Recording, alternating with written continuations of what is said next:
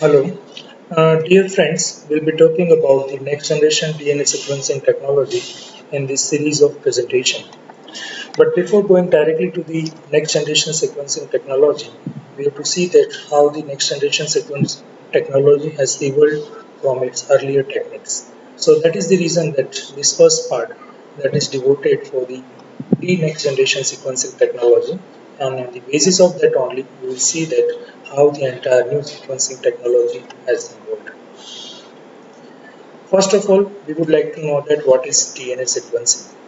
So DNA sequencing is the process of determining the nucleic acid sequences, the order of nucleotides in DNA. It includes any method or technology that is used to determine the order of four bases, that is the ATGC. With the rapid DNA sequencing methodology, it is now accelerated the entire biological and medical research into the new direction. In earlier time, the DNA sequencing technology was quite slow and even it was quite expensive. But nowadays, we had this DNA sequencing technology in a very rapid way and even in a very low cost manner. And that has changed the entire scenario of the science. And that is the reason that today any biological question can be studied well by analyzing the DNA sequencing which is involved with that. So that is the reason that even though you are a microbiologist, you are a zoologist or botanist, now the DNA sequencing has become an irremovable part of your research criteria. So that is the basic importance of the DNA sequencing for the entire part. Suppose we see the DNA sequencing methodology timeline, then we can see that it has the different five stages in the development. From the 1971, the first method that we'll be going to study after this, that was the chemical degradation method was invented. After that only, the Sanger race came into picture, and the Sanger sequencing chemistry that remains for a very longer time. And after this only, we had the development of the other next generation sequencing technology, and we'll be just learning one by one in each way. So that will clarify you the entire journey of the DNA sequencing methodology from the 1970 up to the 2017 onwards. First of all, we'll be just taking a look at the early DNA sequencing method. The 1970 was the era when the first time the DNA sequencing was done. After that, in the 1970 to 73, they just used the DNA sequencing by using the different probe method, and the view Padmanabhan and colleague demonstrate that the method can be employed to determine the any DNA sequencing using the synthetic location primer. And at that time, only the PCR technique is also developed. In 1977, the Sanger has adopted this primer extension strategy to develop the more rapid DNA sequencing method, and that remains for a very longer time. In 1973, Gilbert Maximum at Howard University also developed the sequencing method that includes the DNA sequencing by the chemical degradation in the 1973, and the first full DNA sequence was determined in 1977. That was the bacteriophage 174. So you can see there was two techniques that is developing parallelly. The first of all, the Sanger was developed, and after a few days only, after a few years only, even the Gilbert method was also developed. But in the entire race of the DNA sequencing method, the Gilbert method is now becoming outdated. And still we have a lot of application and even various running installation of the Sanger sequencing is going on. So first of all, we'll be just taking a look at how this Maxim-Gilbert method is working. The Maxim-Gilbert method, that is basically a chemical cleavage method. So that was invented in the era of the 1976 to 77. That was developed by the Gilbert. The method requires the radioactivity level at one end and the purification of the DNA fragments to the sequence. So the entire method was based upon the labeling the nucleotide. The chemical treatment generates the break at a smaller portion. One or two will give the four nucleotide base in each of the four reactions. So basically this chemical treatment that was used for the two purpose. One, that will modify the base pair, and second, that after that specifically it will cleave the fragment. So thus we have the series of the label fragment which is generated from the radio label app and which can be cut at a specific molecules, and each fragment can be further arranged on the gel electrophoresis, and we can use this simple size separation method visualize the fragments, you can use the X-ray film or you can use the autoradiography, and that will yield you the series of the band. And by comparing the position of this band, you'll be able to find out the entire sequence of the DNA. So this is the entire technique in a stepwise manner. So first part is that you have to go for the radio labeling of the DNA strand and chemical cleavage. So suppose you are taking the sample DNA, so this would be your sample DNA. Then you have to have the preparation of the homologous single-stranded DNA. So from the double-stranded DNA, you have to separate them into the single-stranded DNA. Then you can have the addition of the 32 phosphorus at the 5-phosphate. So that will be just adding the phosphorus and that will be radio labeled. So by that place you can just find out that where this fragment is there. Then you can have the cleavage at a specific nucleotide. So basically it will involve the 4 reactions. One reaction is specifically devoted for the G. One reaction is specifically devoted for the C. And then we have the 2 intermediate reactions. One reaction it will be just using the 2 base pair, it will give the reaction either at the A or it will give the reaction at the G. Same way other reaction that will be work at the T or that will work at the C. So by combining the results of all of 4, it is possible to determine the entire sequence of the DNA. Now what kind of the treatment is given in all of these 4 tips separately? So you can see that the chemical treatment that generates the break at a small proportion of 1 or 2 or 4 nucleotide unique base, 4 reactions are involved. We can have the base specificity, you can have the chemical which is used for the base alteration, then you can have the chemical that is used for the alterated base removal and chemical usage for the strain cleavage. So you can see that the strain cleavage that is normally done with the hydrogen, and for the G we can have the dimethyl sulfate. So first of all this dimethyl sulfate that will modify the base wherever the G is there, and by the use of the piperidine that will be getting cleaved off. Similarly for the A plus G you can have the treatment of the acid, and that can be also removed by the addition of the more acid. Similarly for the C plus T you can have the treatment of the hydrogen followed by the treatment of the piperidine. And for the C, you can have the hydrazine plus alkali and you can have the hydrazine. So that way, this 4 different kind of the treatment is given in the 4 separate tubes. With the alteration of this, we can have the entire reaction. So basically this is a site where it is actually acting. So you can see that this is a site where you can have the dimethyl sulfate attack. So that includes the A and G. This is a site where you can have the hydrazine attack that will have the C and T. And this is the piperidine cleavage site. So first of all, you will be just having the modification of the base pair as per the chemicals which you use. For example, you use the chemical that will modify the A, then first of all A will be getting modified. Then you can have the piperidine and that will cleave the fragments from the site where A is there. So like that, in all the 4 tubes, you can have the different kind of the reactions. So these are the few more details of that. You can just have the reaction in this way.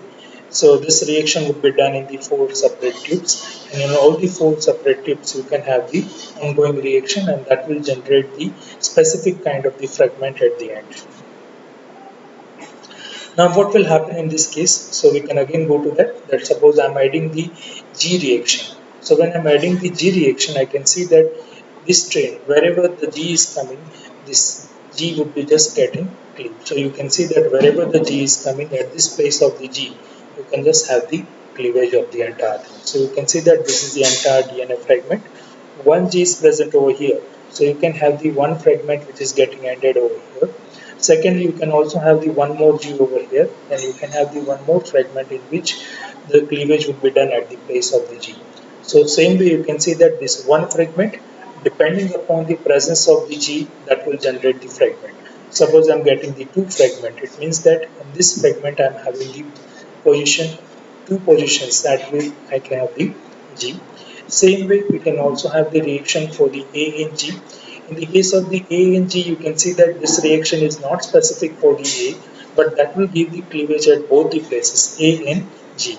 So you can just recall the same sequence and you can see that now it is creating the 4 different sequences. Out of that, you can see that one sequence is for the G. The second sequence that we have seen earlier, that is also for the specifically G. But additionally, we are having the 2 more sequences that is generated at the A. So by comparing both of this, not only we can recognize the sequence of the G, but when we are just removing the sequence of the AG mixture, G we are removing, then we can find out that where are the places where you can have the reaction with the A. Same way the reaction is set for the C and even with the T and C. So that is a basic four kind of the tubes, and depending upon the data on that, you can just able to find out that where modification is done and where the cleavage is done. And according to that, how many numbers of the G, A, T and C is there, that can be determined depending upon the numbers of the fragment. Now we are just getting the numbers of all the A, T, G and C. But the next step is that we have to find out that which is the first base, which is the second, which is the third, which is the fourth.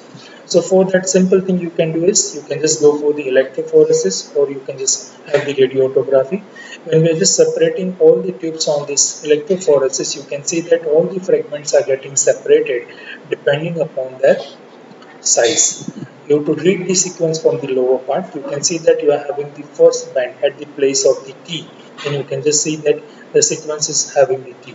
Same way you can go upward and you can just compare the sequence. If you are having the two reaction, of course the same sequence is present in this other part, and you can tell that that is a reaction for the other base. But if it is absent in that, then you can just determine that what kind of the bases are there. So depending upon comparison of that from the lower part to upper part, you can know the sequences, right? But we have to just again recall the reactions, that this will be having the reaction with the G, this will be having the reaction with the A plus G, this will be having the T plus C, and this will be having the C. So you have to see that whatever the fragments are coming over here, that is specifically only C. In this you can have the reactions which is having the mixture of both, means it will have the T plus C. So whatever the fragment we are observing in this, suppose I am removing all the fragment which is present in this, and that would be the sequence of the C, and depending other would be sequence of the T. So like that, from these two reactions you can have the separation of all the nucleotides. So that is a basic method by which all these four nucleotides were determined. The basic key features of this technology, so that will generate the base specific cleavage of DNA by certain chemicals. The cleavage is highly specific, so you will not have the non-specific cleavage. The four different chemicals, one for each base is utilized, as we have seen earlier. A set of DNA fragments of different sizes generated, and you can just go for the DNA fragments that contains up to 500 nucleotides. So that are the basic key features which are involved in this. The basic advantage of is purified DNA can be read directly, so there is no other treatment is required. You can just use the purified DNA and that can be utilized. Suppose you are using the Sanger's and other method, then we have to go for the PCR amplification of that. The second part is that homopolymeric DNA RNA sequence as efficiently as heterogeneous DNA sequence. So you can have the homopolymeric DNA that run are sequenced as efficiently as the heterogeneous sequences, right? So you can just have the better result in this. It can be utilized to analyze the DNA protein interaction, that is the footprinting, and that can be also utilized to analyze the nucleic acid structures and epigenetic modification of the DNA. So that was the basic advantage of this technique. The basic disadvantage, suppose you are taking, and that will include the extensive use of the hazardous chemical. It has the relatively complex setup and technical complexities there. It is difficult to scale up because you require to run the gel, and that cannot be scaled up for the more than 500 base pair. The read length is decreasing from the incomplete cleavage reaction, and it is very difficult to create the maximum Gilbert sequencing technology DNA kits, and that was the reason that was not much popular, and even that was not that much commercially utilized by different research persons. In the same era only, we had the development of the Sanger sequencing, and this Sanger sequencing is basically born in the development of the three different kind of the technology itself. So we'll be just covering all these three technology, and even currently also people are using the Sanger sequencing. So that way, the Sanger sequencing is the most robust and most popular method of the DNA sequencing. So this will be using the techniques in which you can have the selective incorporation of the chain terminating dideoxynucleotide. DNA polymerase during the in vitro DNA replication. So this involves the running the PCR reaction, and while we are running the PCR reaction, we'll be adding the dideoxynucleotides. It was first developed by the Sanger, and that was commercialized by the Applied Biosystems in 1986. And more recently, high volume of the DNA single sequence has been placed by the different kind of the next generation sequencing, but still people are using for the small scale projects. Suppose you want to go for the 16S rRNA gene sequence, then you can utilize the same technique. Same way, even for finding out the epigenetic analysis or even for the techniques like the DNA fingerprinting and other, still people are using the Sanger method. Now we'll just observing the entire process in detail. So first of all, what is the requirement of the single sequencing reaction? So that will require the template DNA, that will require the labeled oligonucleotide primers. It requires the heat stable DNA polymerase, and that will require the two kind of the nucleotides. That will require the deoxynucleotide, that is the normal nucleotide, and that will also require the dideoxynucleotide. Appropriate buffer and repetitive cycles of the PCR is required.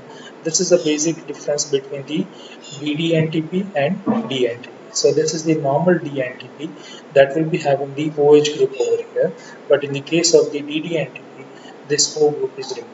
So that is the reason that that is known as the dideoxy. Now we'll see that how this Sanger method is working. So in the first step, DNA template is denatured into the single strand. In the second stage, DNA primer with 3 days and near the sequence of interest is annealed to the template DNA and extended with the DNA polymerase. So you will just run the DNA primer, and this DNA primer that will be just going for the PCR reaction. 4 reactions are set up for the each containing the DNA template, primer annealed to the template DNA, DNA polymerase and DNTPs that will require all the dideoxynucleotide, DATP, DTTP, DCTP and DGTP. A single strand of the DNA can be separated. A sequence yellow is hybridized first of all to the 5 days and labeled synthetic deoxyribo primer. So you can see that this is the brown color primer, that is radio label, or that is the forensic label. After that, primer will be decided with all the dideoxy and reactions will be normal. The ratio at which we are adding the DNTP along with the DNTP, that is 1000 into 1. So you should have the 1000 times the normal nucleotide and only one portion should be of dideoxy. The basic activity of the DNA polymerase. So you can see that basic activity of the DNA polymerase is like that. You can just have the 3' elongation of the chain. Over here you can see that the presence of the OH is there, and the other nucleotide, that is the phosphate group. When the DNA polymerase is come, that will create the phosphodiester bond. So that is the normal reaction in which the DNA nucleotide is added, and you can have the normal synthesis of the DNA. Now what will happen, that you can just have the presence of the dideoxy nucleotide, and that will lead to the chain termination, right? So whenever the radio label DDNTP incorporates in the chain, DNA synthesis will get terminate. Each of the 4 reaction mixture produce the population of the DNA molecules with the DNA chain terminating at all possible positions. So you can see that now when we are just having the incorporation of any dideoxynucleotide, you will see that there is lack of one oxygen. So due to the lack of one oxygen, the other nucleotide cannot come and bind over here. And whatever this phosphodiester bond is there, that is not able to create it due to the absence of this oxygen. So that is basically known as the chain termination. So wherever this deoxyribonucleotide is coming, you can have the presence of the chain termination. Now how you can detect it? So basically depending upon the detection method, basically this generation has came. In the early times, the detection was done on the gel electrophoresis, as we have seen in the case of the Maxson-Gilbert method. You can just have the template DNA, you can have the addition of the primer, then you can have the 4 different reactions, the 4 tubes. After completion of the reaction, you have to run the gel, and same way after running the gel from the lower part, you have to see that first of all in the A I am getting the 1 bend. So it means that the first base pair would be the A, then I have to go to upward. Suppose I'm getting the second bed in the C tube, then the second base would be C, C, C. So like that only I have to compare the position of the nucleotide, that band is present in which tube. Depending upon that, I can just visualize the entire sequence of the DNA. Now this reactions basically we have seen earlier, you see that in this we require the 4 different tubes. So that was becoming a quite laborious and even the time consuming process. So the first development that was done, that was instead of using the 4 different kind of the tubes, we can use the 4 different kind of the fluorescent dye, and we can just run all these 4 reactions in the single tube. So this is the technical variation. So you can see that 4 different dyes are utilized, and depending upon the absorption maxima you can separate all the 4 colors in a different way. So you can just radio label A, T, G and C with presence of any fluorescent nucleotide, and after that when we are running the reactions, depending upon the color of this we can able to trace that what kind of the dideoxynucleotide is getting terminated. Right? So that was the first kind of the modification, and due to that only the single tube reaction is possible. Now the second part is that when we are running the gel electrophoresis, you have to use the gel, and depending upon the gel size only, you can just have the separation. The process is not becoming much more continuous. So that way, the second kind of the alteration was done, that is known as the capillary electrophoresis. In the case of the capillary electrophoresis, what we can do, so this is the first part, all the 4 reactions are done with the 4 different kind of the nucleotide which is labeled with the different kind of the fluorescent dye, and then you can just have the single one kind of the tube, and this tube is basically a capillary, and from this only your DNA nucleotide fragments will be passed. Whenever it is getting passed, that will be passed through the laser beam. This laser beam that will detect that which fluorescent is coming out, that will be detected by the photomultiplier, and like that only you can just have the separation of all the nucleotide. So in general way, that is done like this. This is your sample buffer. This is your entire tube in which the entire fragments are getting passed, and after that you can just have the laser detection. So as we are running the entire gel in the capillary form, this is known as the capillary electrophoresis. So you can just have the one by one presence of all the nucleotide with the different color, right? So this can be automated, and you can see that this will go up to the sequence of the 1200 base pair reaction. And suppose I'm running the one capillary, then I can have the one sequence. But nowadays the instruments are coming in which more than one capillaries are kept. In 3 hours I can get the sequence of the 1200 base pair. So that way this was the second kind of the modification, that instead of using only 4 tubes, they are using the one tube reaction with the 4 different fluorescent dye, and secondly they will use the capillary electrophoresis. So depending upon the efficiency of this was getting increased. So these are the main advantage of the single sequencing, that is quite rapid, efficient. Comparatively, it can handle the large number of the samples. Toxic chemicals are very few. Low amount of the radioactivity is liberated and can be used with the limited quantity of the DNA, because in this you are using the PCR. So even though your DNA is in a lower amount, that can be amplified and that can be detected. In comparison to this, suppose I am using the chemical cleavage method, then I have to have the more amount of the DNA sample. And composition of the secondary structure of the template can cause the premature termination can be overcome by the thermocycline sequencing. So when we are running the PCR reaction, you can see that we will be having the denaturation and renaturation. So in that case, if any kind of the secondary structures are generated, and that can be also removed. It can be automated, and even it can have the different kind of the kits also. The basic limitation of this technique, it will have the non-specific binding of the primer to the DNA, and that will affecting the accurate readout of the DNA sequencing.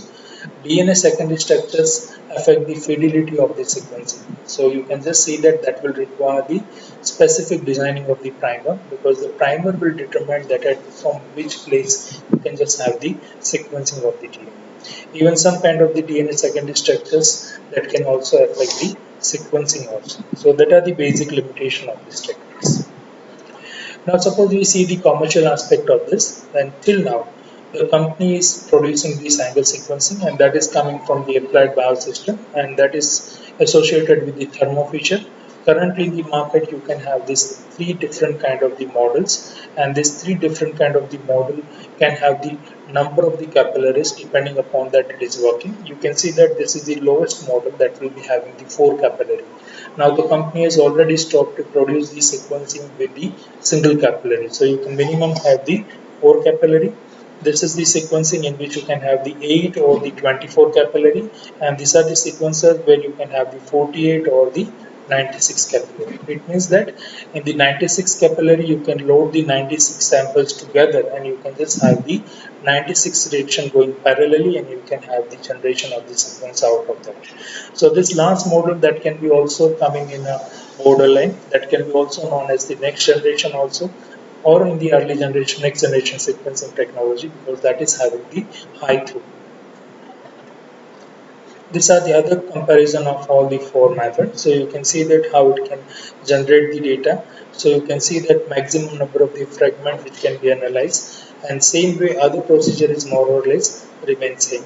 That will be using the RFID, and due to this RFID only it can be automated. RFID is the radio frequency identification like the barcode sequencing. So that can be just kept on your tubes of the samples, and automatically DNA sequencing would be done depending upon the identification of this. For the polymer, normally for the gel electrophoresis, we are using the agarose or the acrylamide. Same way for the capillary electrophoresis, we have to use the POP, and there are the different POP which is coming from the company. So these are the different kind of the POP material which can be utilized to create the entire polymer matrix. The 4 capillary that will be utilizing the POP 1, and in this you can have the other advanced kind of the POP 6, 7, 4 and POP 6 and 7 can be utilized. So this is a way by which you can have the commercial application till now. Now we can see that what are the main application of the Sanger sequencing, where even today after getting the sequencing very rapidly in a very less amount from the next generation sequencings like the other sequencing method like the Illumina, Ion Torrent, still people are using the Sanger sequencing. The first is that the Sanger sequencing can be utilized to determine the accuracy of the CRISPR or the TALEN-mediated genome editing technique in a complex organism. So now, as we all know, that we had the development of the CRISPR technique, in which already we are having the known sequence of the DNA, and after that only we are just going for the change in that. So whatever the change is generated, that can be detected by the Sanger sequencing. The Sanger sequencing method that can be utilized for the orthologal or the confirming the variant which can be identified the NGS. So the NGS we can just have the different kind of the variant, so that can be identified. Then you can also have the molecular profiling of the cancer. You can utilize also for the HIV-1 genotyping. Even you can utilize it for the microbial sequencing. Nowadays, so many kits are available that will detect the presence of the microbes depending upon that 16S rRNA sequencing. So instead of going for the entire laborious process of biochemical methods, simply depending upon the 16S rRNA sequencing, you can just have the identification of that. The mitochondrial DNA sequencing, it is also the area in which you can have the application of the Sanger sequencing, because the mitochondrial DNA, it is comparatively less. So for that it can be easily utilizable. Then you can have the human leukocyte antigen or the HLA typing. So this is mainly utilized whenever you are having the bone marrow, cord blood transplantation or other kind of the organ transplantation techniques, in which you can just have the application of the Sanger sequencing for the HLA typing. So these are the method by which you can just have the two techniques. So in this lecture, basically we have just started with the early sequencing method, that was the Maxim Gilbert method. After that, we had the second development, that is Sanger sequencing. Again, with Sanger sequencing, we have started with the simple agarose or sorry, simple electrophoresis based technique. Then we have seen that instead of the 4 tips, we can just use the one reaction in which 4 different nucleotides will be labeled with the 4 different kind of the fluorescent dye.